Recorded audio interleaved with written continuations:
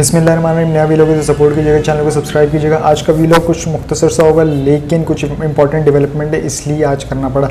हमने गुज़िश्ता चंद रोज़ पहले एक वीलॉग में कहा था कि नाम उसका फ़ाइनल हो चुका है निगरां वज़ीर आज़म का, लेकिन वो पर्ची राजा रियाज के पास मौजूद है, पर उसे शो नहीं किया जा रहा है। क्यों? क्योंकि वो इंस्ट्रक्शंस थी कि खोली ना जाए।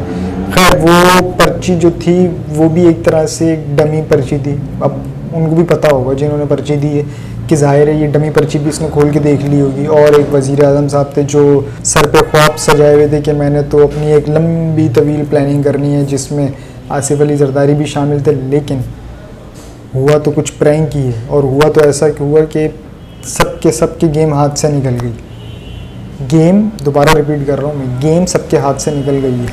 अब वो ऐसे कि ना इनका है ना उनका, बल्कि आया तो आया किसका?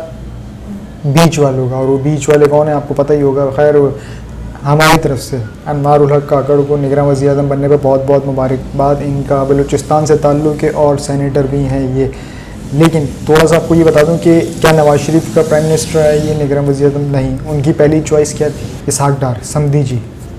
इधर आ जाए शहबाज शरीफ की प्लानिंग क्या थी कि किसी भी तरह से इसहाक डार नहीं आना चाहिए, क्योंकि वो नवाज शरीफ की चॉइस है। निगरां वज़ीर आज़म आना चाहिए तो मेरी और जरदारी की चॉइस का आना चाहिए कि हमारी मुफाहमत से आए, फिर हम इलेक्शन आगे लेके जाएं और अपना कॉन्फिडेंस लेवल बहाल करें, एतमाद लोगों में बहाल करें, फिर हम इलेक्शन करवाएं। ये दूसरा प्लान था, ये भी फ्लॉप हुआ। फिर एक आ जाए कि मौलाना साहब, जिन्हें हमने कुछ रोज़ पहले एक नाम दिया था, अगर आपने नाम सुनना है तो उसके लिए आपको पीछे का वीलॉग सुनना पड़ेगा। खैर, वो मौलाना साहब के ख्वाब था कि मैं सदर बन जाऊंगा, तो क्या वो सदर बन गया? और इस सेटअप का मैं भी हिस्सा बनूंगा, क्या वो इस सेटअप का हिस्सा बन गया, निगरां सेटअप का? तो ऐसा कुछ भी नहीं हुआ। इन सब की उम्मीदों में पानी फिर गया। इवन के एक जो बयानिया बनाया जा रहा था ना कि इलेक्शन अब आगे निकल गया, 1.5 साल 2 साल इलेक्शन नहीं होते, तो अब ऐसा नहीं होने जा रहा। ये मैं आपको बड़ी ऑथेंटिक बात कह रहा हूँ कि अब ऐसा नहीं होने जा रहा है। अगर ऐसा होता ना, अगर तो ये होता तो यकीनन एक नाम जहन में रखिएगा, जो मैंने आपके साथ नाम शेयर किए ना अभी, जैसे इसहाक डार हो गया और टेक्नोक्रेट्स या ब्यूरोक्रेट्स, तो समझ में आती कि हाँ इलेक्शन गए 1.5-2 साल आगे। लेकिन अब जब इनका एक नाम सामने आया ना, ये किसी को ज़हनो गुमान में भी नहीं था, अचानक से ये एक नाम आया। और अचानक से कैसे आया इसको भी वाजे कर देता हूँ ब्रैकेट लगा के। पहले वज़ीर आज़म साहब अपना एंजॉय कर रहे थे, क्योंकि आखिरी दिनों उन्होंने चिल मारो। राजा रियाज साहब के किसी जगह पर महफिल में मौजूद थे। दोनों शख्सियत को फ़ोन हुआ, किथे? असी थे, पहुँचो। किथे? असी थे, पहुँचो। अब पहुँचो का वज़ीर आज़म हाउस पहुँचो। वज़ीर आज़म हाउस पहुँचे, दोनों बैठे, और दोनों को नहीं पता था कि क्या होने वाला, लेकिन दोनों के पास आती है एक पर्ची, और उस पर्ची पर लिखा होता है निगरां वज़ीर आज़म का नाम, जो कि ये खुद देख के भी हक्का बक्का रह जाते हैं, लेकिन मजबूरन अब जब नाम आया तो साइन करना पड़ेगा। तो साइन करके उसकी मंजूरी दे दी गई, जो कि सदर को समरी भिजवा दी गई, और सदर साहब ने उस समरी को अप्रूव कर लिया। पर मैं अपनी उस बात पे अब भी कायम हूँ जो मैंने कहा था कि शहबाज शरीफ साहब अपना कुर्सी का होल्ड कब तक नहीं छोड़ेंगे? 14 अगस्त तक। 14 अगस्त को वो एक परेड में हिस्सा लेंगे, उसके बाद ही जाएंगे। क्यों? चौधरी को अपना छोटा मुँह दिखाना है आवाम, पूरी दुनिया को, कि देखें मेरे छोटे छोटे हाथ, छोटे छोटे मुंह, छोटी छोटी टांगे। Then she will be go. She use करूँगा, क्योंकि मैंने तो कभी इनको ही में लिया ही नहीं है। और वो क्यों नहीं लिया, उसका सच अभी आपके सामने मैं थोड़ी देर में रख देता हूँ। खैर, अनवार उल हक जब वज़ीर आज़म मुंतखब हो गए हैं, तो ये हल्फ भी 14 तारीख को ही उठाएंगे। अब जो इलेक्शंस हैं, अब की जो सूरत हाल दिख रही है, तो वो गालिबन कोई, ठीक है, 3 महीने आप ये कह सकते हैं कि 90 दिन में इलेक्शन का पीरियड है, तो 90-120 के अंदर अंदर इसके अंदर अंदर इलेक्शन हो जाएंगे। यानी कि आप ये कह सकते हैं कि इसी साल में इलेक्शन हो जाएंगे। बहुत ही तीर मार लिया तो जनवरी हो गया, वरना उस जनवरी की भी ज़रूरत नहीं पड़नी। इसी साल के अंदर अंदर इलेक्शन हो जाएंगे, तो ये आपको। लेकिन अब थोड़ा सा आ जाए इस तरफ, जो निगरां वज़ीर आज़म है, क्या किसी भी वज़ीर आज़म को मुंतखब होने के लिए क्या उस पर केसेस होना लाजमी है? ये मैं नहीं कह रहा, मैं ऑथेंटिक चीज़ के साथ कह रहा हूँ, या आप देख भी सकते हैं, मैंने यहाँ पर लगाया भी है। ये जो साहब है निगरां वज़ीर आज़म, इनके ख़िलाफ़ नैब बलूचिस्तान इंक्वायरी ओपन थी, और ये इसका मतलब कि ये भी वही निकले कि केस होगा तो वज़ीर आज़म होंगे, केस नहीं होगा तो वज़ीर आज़म नहीं होंगे। यानी कि पहले वो आए केसेस माफ़, अब ये आए तो केसेस माफ़।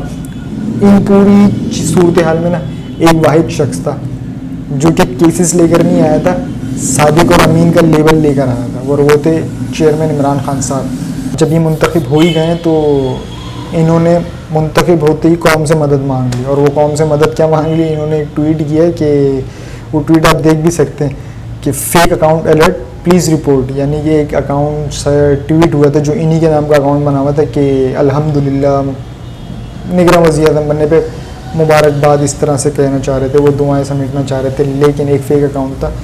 ओरिजिनल अकाउंट से उन्होंने कहा कि भाई फ़ेक अकाउंट है, इसे रिपोर्ट करें। तो यानी कि निगरां वज़ीर आज़म अभी मनसब पे बैठे भी नहीं थे कि इन्होंने अभी से ही कौम से अपनी मदद मांग ली है। तो ये तो हाल है। अब इसी चीज़ को कंटिन्यू करते हुए जो मैंने आपको अभी इतनी बातें बताई पीपल्स पार्टी वगैरह की कि इनकी चॉइस नहीं, और वाकईतन इनकी चॉइस नहीं है, इनके ज़हन व गुमान में भी नहीं था कि ये आने वाले हैं। इसकी सबसे बड़ी मिसाल मैं आपको अभी ये दिखा रहा हूँ, ये आप देख भी सकते हैं। खुर्शीद शाह, कौन नहीं जानते हैं पीपल्स पार्टी के।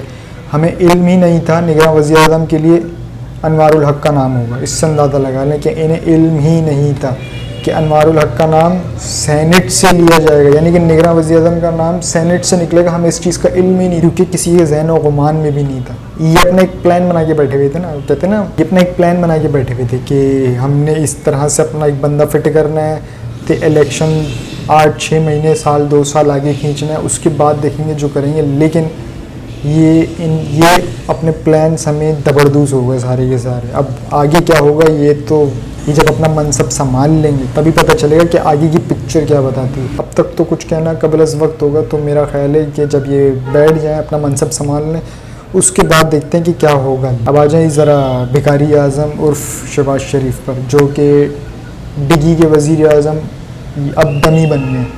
डमी वज़ीर आज़म साहब का एक कहना था, रात को इत्तेहादी हुकूमत के अशाइये में इनका एक क्या कहना था, एक बयान, यानी कि इन्होंने अपना खुद थूका हुआ चाटा, पहले खुद किया थू, और उसके बाद खुद दौड़ते हुए उसके बाद गए लपते हुए गए ज़बान निकाल के चाट लिया। ये वही कादिर पटेल की तरह उन्होंने किया, जिस तरह उन्होंने पेशाब टेस्ट किया था, इन्होंने अपना थूक चाट लिया। तो कोई बात नहीं, इट्स योर चॉइस, आपका मुँह है, आप जो करना चाहे करें, हमें क्या प्रॉब्लम। हम तो चूंटी हैं, कीड़े मकोड़े हैं। सैफर पाकिस्तान के ख़िलाफ़ साजिश था, इसमें नहीं है, था आ रहा है। एक होता है नहीं था, इसमें था आ रहा है, नहीं आ रहा। ताने बाने यही बुने गए, ताने बाने यही बुने गए। शहबाज शरीफ, अगर तो साजिश थी और सैफर भी था, तो इतने दिन कौम को ट्रक की बत्ती के पीछे क्यों लगा कर रखा। इवन कि अभी जो ये सैफर चोरी हुआ, इस पर भी कौम को ट्रक की बत्ती पीछे लगा कर रखा। तो अभी आहिस्ता आहिस्ता खुद एक्सपोज हो रहे हैं। वो कहते हैं ना, अल्लाह इज़ द बेस्ट प्लानर। इनके मुंह से सच निकलने लगेगा, और ऐसा सच निकलने लगेगा क्योंकि मैंने याद करें 2-4 रोज़ पहले आपको एक बात कही थी। अब तो इनके मुंह से और ज़्यादा सच निकलेगा। क्यों?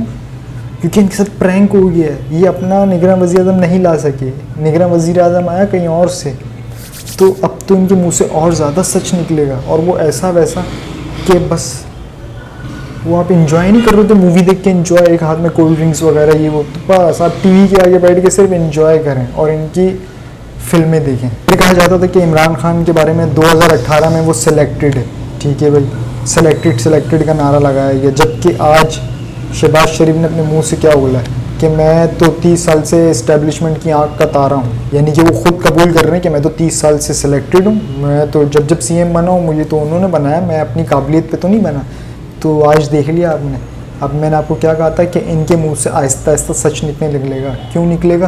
क्योंकि ये पैर से शुरू होते हैं, आते आते आते इधर आ जाते हैं। ये मैंने अपने चंद रोज़ पहले वीलॉग में कहा था। और जब ये इधर आते हैं तब तक उस बंदे का टेन्योर पूरा हो जाता है, उस बेचारे आदमी का।